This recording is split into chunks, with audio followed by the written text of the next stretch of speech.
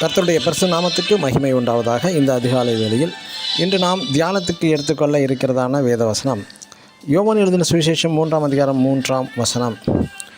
மறுபடியும் ஒருவன் பிறவாவிட்டால் தேவனுடைய ராஜ்யத்தை காண மாட்டான். ஆமேன்.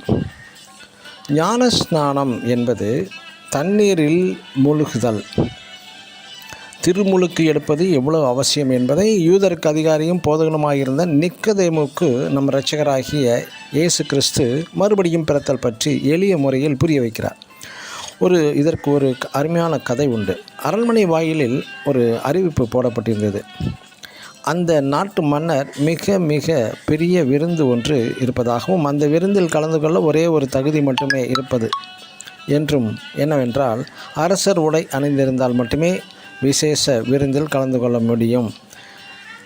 அங்கு இருந்ததான அரண்மனை வாயிலில் ஒரு பிச்சைக்காரன், அவனுக்கு ஒரு ஆசை, இந்த விருந்தில் கலந்து கொள்ள ரொம்ப ஆசை. ஆனால் அரசர் உடை வேண்டுமே, என்ன செய்ய என்று தெரியாமல் நேரடியாக அந்த அரசரிடமே போய், எனக்கு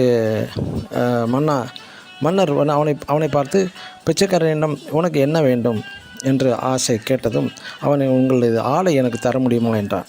அரசர் அந்த பிச்சைக்காரனுக்கு, நான் உனக்கு மிக விலை உயர்ந்த ஆடை தருகிறேன், அதை நீ மரணம் மட்டும் போட்டுக்கொள், இனிமேல் இந்த ஆடையை கழற்றவோ துவைக்கவோ வேண்டாம். அந்த பிச்சைக்காரன் அரசர் ஆடையை அணிந்து விருந்தில் கலந்து கொண்டு மிக மிக மகிழ்ச்சி அடைந்தான். மற்றும் இந்த ஆடையை அணிந்து நகர்வலம் வந்தான். அநேக ராஜ மரியாதையும் கிடைத்தது.